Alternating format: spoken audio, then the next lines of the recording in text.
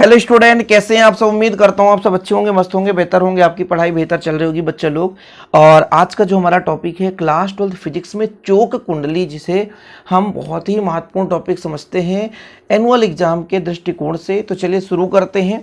इसका सिद्धांत क्या है, इसमें ऊर्जा का क्षय किस प्रकार से होता है, इसका उपयोग हम कहाँ करते हैं, इसके बारे में चर्चा करेंगे थोड़ा सा डिटेल से। तो चलिए शुरू करें। सबसे पहले आप इसकी परिभाषा देखें कि चोक कुंडली है क्या। तो प्रत्यावर्ती धारा परिपथ में धारा के मान को नियंत्रित करने के लिए अति निम्न प्रतिरोध, मतलब प्रतिरोध बहुत कम है, तथा उच्च प्रेरकत्व की एक कुंडली उपयोग में लाते हैं। इससे परिपथ में अति न्यून ऊर्जा क्षय होती है। इस कुंडली को ही हम चोक कुंडली कहते हैं। सबसे पहली बात, ये चोक कुंडली क्यों बनाया गया। तो प्रत्यावर्ती धारा के मान को नियंत्रित करने के लिए एक प्रकार का कुंडली बनाया गया, जिसे ही चोक कुंडली कहते हैं।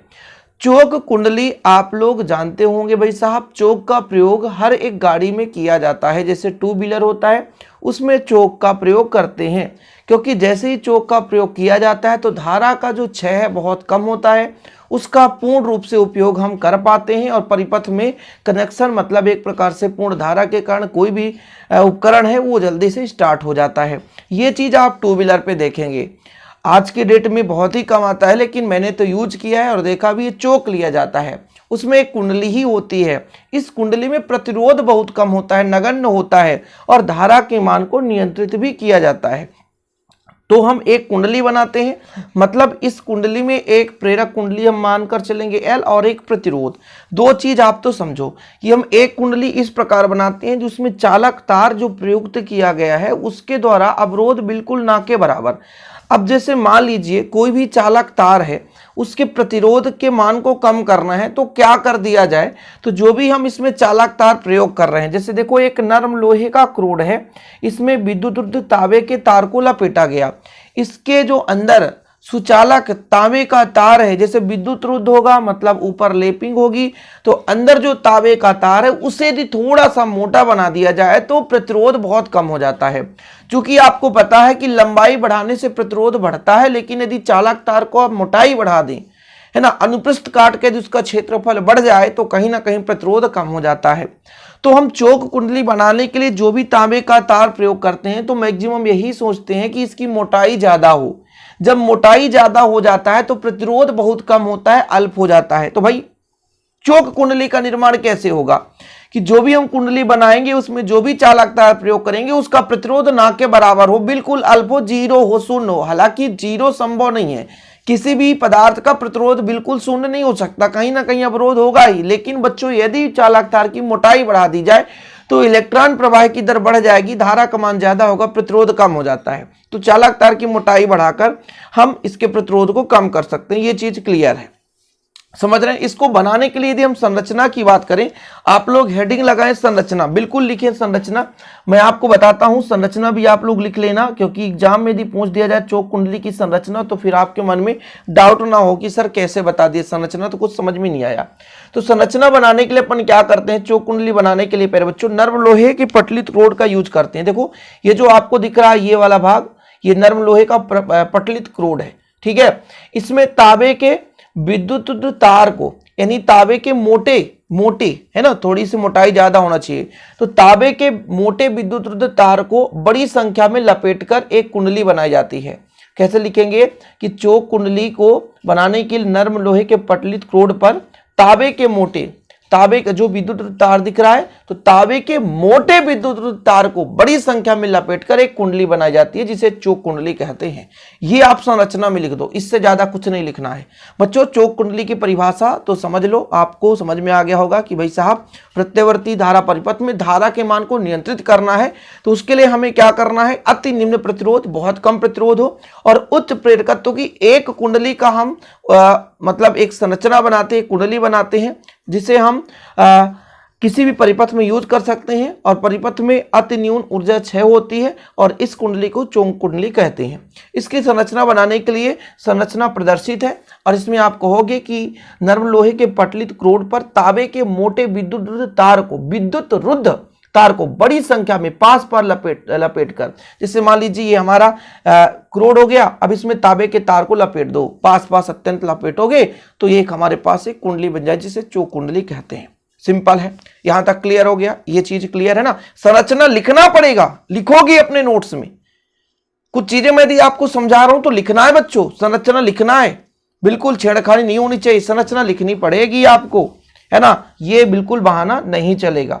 अब बच्चों थोड़ा सा मैं आपको समझा दूं, अब चूंकि चोक कुंडली तो पढ़ ही रहे हो, तो चोक कुंडली में एक चीज तो आपको समझा दिया गया कि भाई साहब इस चोक कुंडली में आपका एक प्रतिरोध है, तो जब प्रतिरोध की बात करते हैं, जब प्रतिरोध की बात करते हैं तो जो आपका प्रतिरोध आर होता है ना, इसके लिए परिणामी बोल्डता वी आर और धारा समान कला में होता है। वहीं पे जब हम प्रेरकत्व की बात करते हैं इसका परिणामी वी एल अग्रगामी होता है। क्या होता है? अग्रगामी।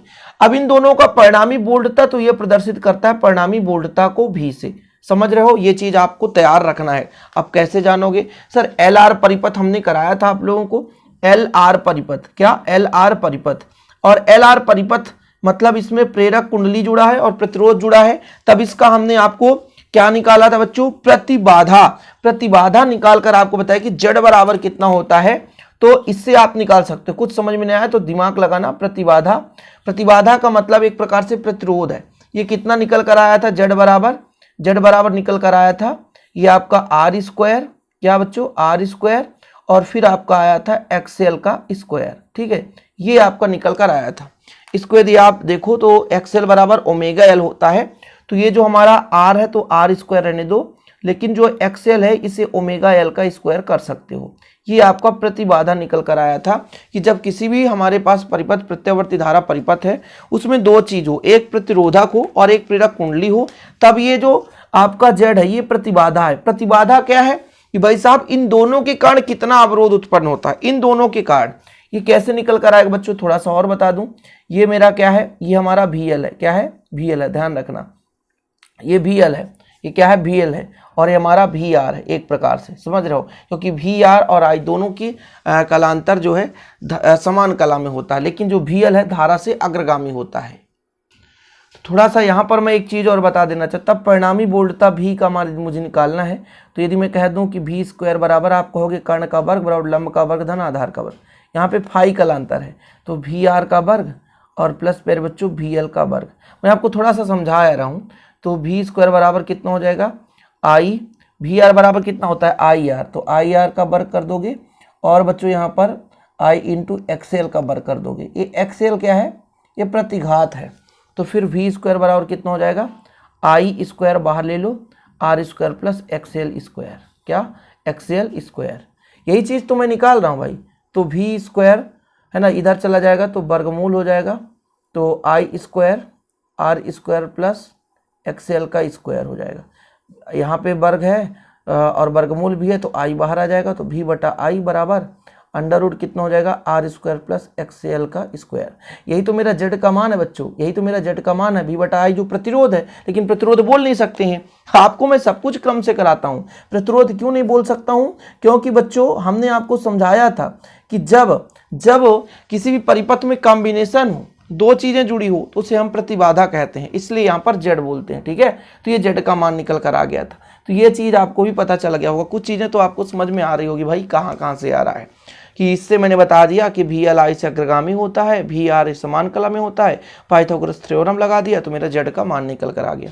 चीजें क्लियर है? तो सिद्धांत बच्चों, कुंडली का जो स्वप्रेरकत्व एल है, प्रतिरोध आर है, तब प्रतिबाधा इतना होता है। क्योंकि आपको पता है, क्या पता है कि धारा का मान बिल्कुल न्यूनतम, धारा का मान उचित हो, यानी नियंत्रित किया जा सके, इसके लिए प्रतिरोध न्यूनतम हो। क्या होना चाहिए? प्रतिरोध। एल का मान अधिकतम हो, इसलिए परिपथ का प्रतिबाधा अधिक होगा, इस कारण से परिपथ में बहने वाली धारा न्यूनतम होगी। धारा कैसे होगी वो भी मैं चर्चा कर लूंगा, बिल्कुल आप चिंता ना करें, एक दूसरे की व्युत्क्रम होता है। अब परिपथ में औसत शक्ति कितना होता है ये चीज मैं चर्चा करता हूँ। परिपथ का औसत शक्ति का जो फार्मूला होता है पी एवरेज बराबर I R M S into V R M S. अच्छा, ये क्या है? रूट मीन स्क्वायर, धारा का वर्गमाध्य मूलमान, यानी वोल्टता का वर्गमाध्य मूलमान इंटू कॉस फाई। इसका मैंने इसके पहले जस्ट थ्योरम कराया था कि औसत शक्ति का क्या होता है फार्मूला, ये चीज मैंने निकाला था। अब चूंकि दोनों के बीच कलांतर 90 डिग्री है, कलांतर 90 डिग्री का मतलब क्या हुआ? जैसे हमारे पास ये वी एल है और ये हमारा वी आर है, इन दोनों के बीच 90 डिग्री कलांतर है, ये पूरा कलांतर कहलाएगा। तो 90 डिग्री, यहाँ पे परिणामी के बीच फाई कलांतर है, तो 90 डिग्री का कलांतर है। अब जब 90 डिग्री का कलांतर है तो काश 90 का मान शून्य होता है, इसमें कोई रोक टोक की बात नहीं है बच्चों। तो यहाँ पर यदि मैं कह दूं कि यहाँ पर काश 90 रख दूं तो 0 रख दूं तो पी एवरेज औसत शक्ति कितना हो जाता है, शून्य हो जाता है। इसलिए तो कह सकते हैं कि ऊर्जा क्षय बिल्कुल नहीं होता।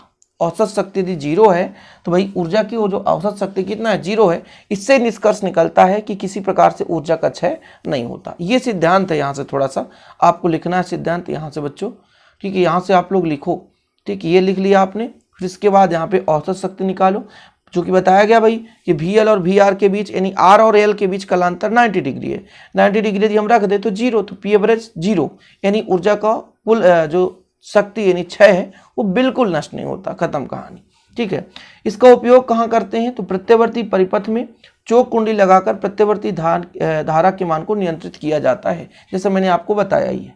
तो इस प्रकार से बच्चों इसका हम उपयोग भी कर सकते हैं। अब ज़्यादा लंबा चौड़ा नहीं लिखो, लेकिन उपयोग लिखना चाहो तो मैं 2-3 लाइन में और कुछ भी उपयोग लिखा सकता हूँ, 10 लाइन भी लिखा सकता हूँ, लेकिन जो आपके एग्जाम की दृष्टिकोण से महत्वपूर्ण है।